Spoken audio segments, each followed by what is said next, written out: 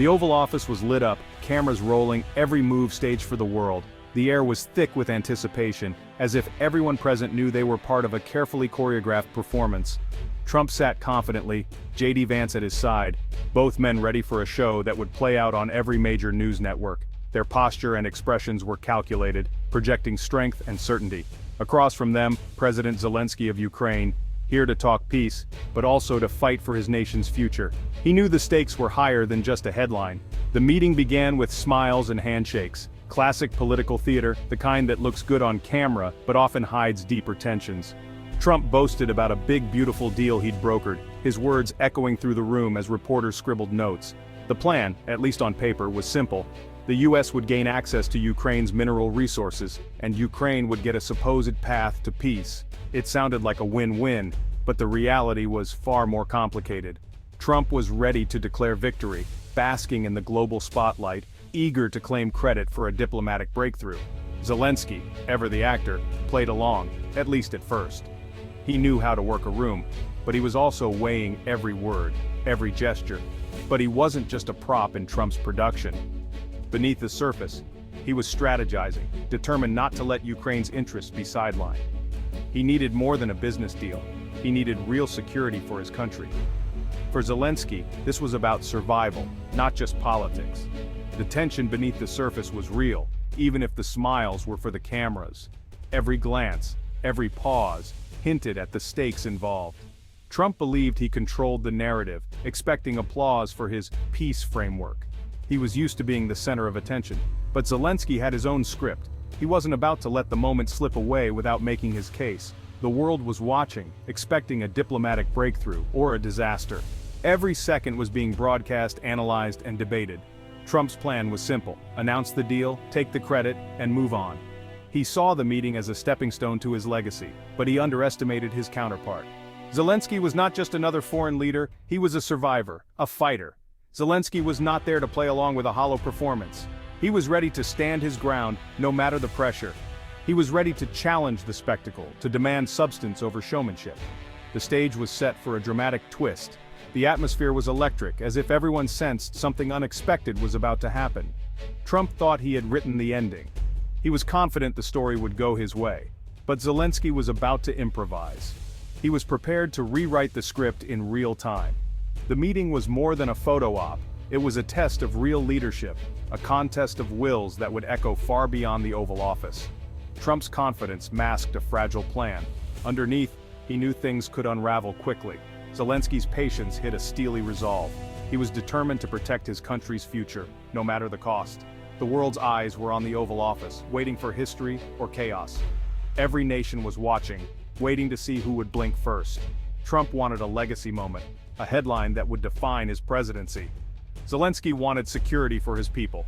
The clash was inevitable, and both leaders knew it. The performance was about to go off script. The world would soon see who was truly in control. In Washington, nothing is ever as simple as it seems. Every meeting is a battle of narratives, a struggle for power and perception. And this meeting was about to prove it. The cameras would capture the moment, but only history would reveal its true impact. When Zelensky spoke, the mood in the room shifted instantly. His presence commanded attention, and even the most seasoned diplomats leaned in, sensing something significant was about to unfold. He thanked Trump, acknowledged the mineral deal, and then paused, letting the silence hang for a moment longer than expected. Looking straight at Trump and the cameras, he declared the deal was a start, but not nearly enough for Ukraine's future. Ukraine needed concrete security guarantees, not just economic promises or vague assurances that could vanish with a change in leadership. He asked for a formal commitment, a real treaty to protect Ukraine from future threats, something binding, not just words on paper. The room tensed. Trump's smile faded, replaced by a look of calculation and surprise. This wasn't in the script. Aides exchanged glances, caught off guard by the sudden shift. Zelensky's request was simple, but it upended the show, turning a routine announcement into a pivotal moment. He was asking, is this peace or just business? Was Ukraine's future a bargaining chip or a shared responsibility? The question put Trump on the spot, live for the world to see, with every camera capturing his reaction. J.D. Vance shifted uncomfortably, caught off guard by the unexpected turn and the weight of the moment. The focus moved from Trump's deal to the limits of American promises and whether they would hold under pressure.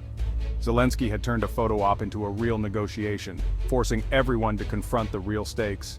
He made it clear, Ukraine wouldn't trade long-term security for short-term gain, no matter the temptation. The silence in the room was heavy, almost suffocating as everyone waited for a response. Reporters leaned in, sensing the drama and the possibility of history being made in real time. Zelensky's move was a masterstroke, using Trump's stage to demand substance, not just spectacle. He wasn't disrespectful, he was resolute, unwavering in his pursuit of real security for his people. He called Trump's bluff, asking if the US was a true partner or just an investor looking for returns. The world waited for Trump's answer, aware that this moment could redefine alliances. The stakes had just been raised, and everyone knew it. Zelensky had shifted the narrative, putting Ukraine's security at the heart of the global conversation. The meeting was no longer about minerals. It was about trust, security, and the future of international commitments. The cameras captured every second, broadcasting a new chapter in diplomacy to the world. Trump's peace plan looked solid, but Zelensky's challenge exposed its weakness. The mineral deal was supposed to be the centerpiece, but it offered no real protection for Ukraine. Trump expected gratitude, not demands. Zelensky's public request for security guarantees revealed the deal's hollowness. The plan was about Trump's victory, not Ukraine's safety.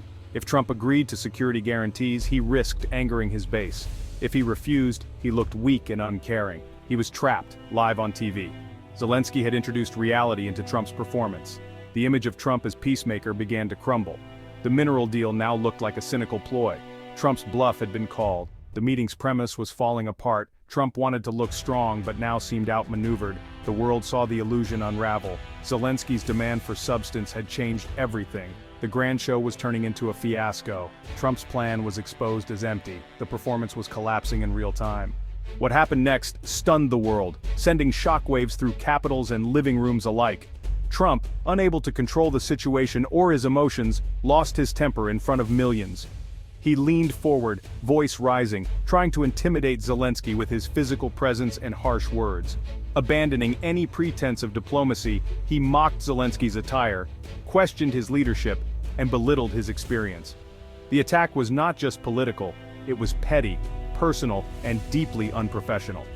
Trump launched into a rambling, unfocused rant, accusing Zelensky of ingratitude, boasting about his own greatness, and blaming others for his frustrations. The stakes were global, but Trump acted as if he was still on the campaign trail, playing to his base instead of leading the world. His words, reckless and inflammatory, were broadcast live to allies and adversaries alike, leaving diplomats scrambling.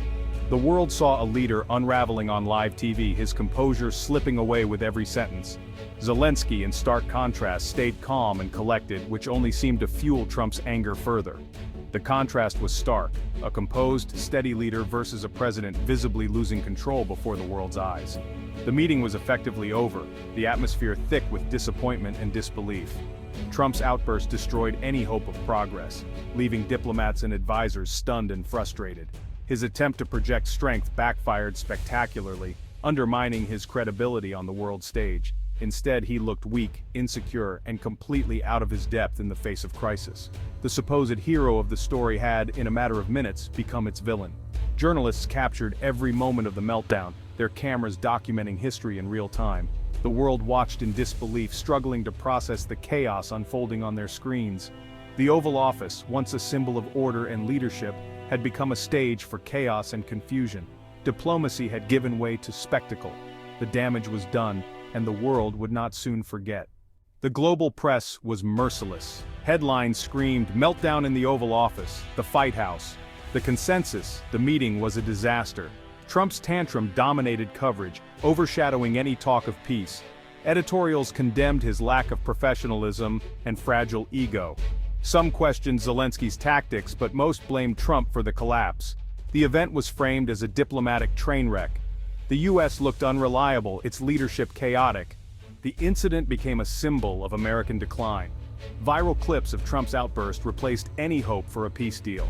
The world saw a superpower in disarray. America's reputation had taken a historic hit. The fallout was global. After the cameras left, real diplomats scrambled to salvage what they could. The mineral deal was too important to abandon. US and Ukrainian officials worked behind the scenes trying to separate business from political drama.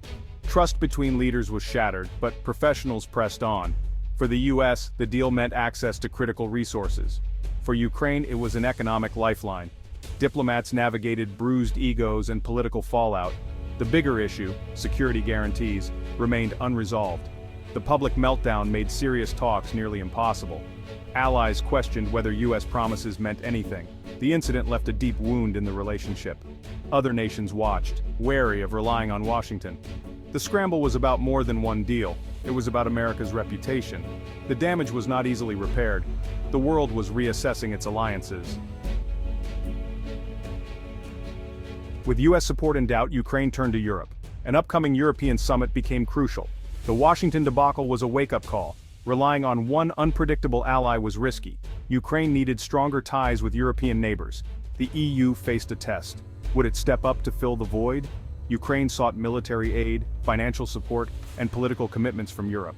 The summit became a moment of truth for European solidarity. The shift was more than policy. It was a new geopolitical reality. Ukraine pushed for deeper integration with Europe, seeking security and stability. The crisis could spur a stronger, more independent European defense. The balance of power was shifting. For Ukraine, this pivot was both necessary and overdue. The Trump-Zelensky meeting left a scar on America's reputation. It wasn't just one failed meeting, it was about trust. For decades, the US was seen as a stable leader. The Oval Office meltdown shattered that image. Allies wondered, can we rely on America? The incident suggested alliances were now transactional. Doubt spread across the globe. America's word no longer seemed certain. The damage went beyond policy. It struck at the heart of US leadership. Rebuilding trust would take more than quiet diplomacy. The world was watching for signs of real change. The trust deficit was real, with serious consequences. A leader with no followers is just taking a walk. The lesson is clear. Diplomacy isn't a reality show. When leaders perform for cameras, real problems get worse. The Oval Office meeting was pure spectacle, ignoring complex realities. True leadership means patience, calm, and substance, not viral moments. The world saw an emotional outburst, not negotiation. This approach turns partners into adversaries. The pursuit of headlines can spark real-world crises. In an age of social media, the temptation to govern by spectacle is strong. But real problems need real solutions. Security and peace aren't TV plot points. Leadership is about building trust, not chaos. The Trump-Zelensky meeting is a warning for leaders everywhere. The world's business is too serious for the limelight.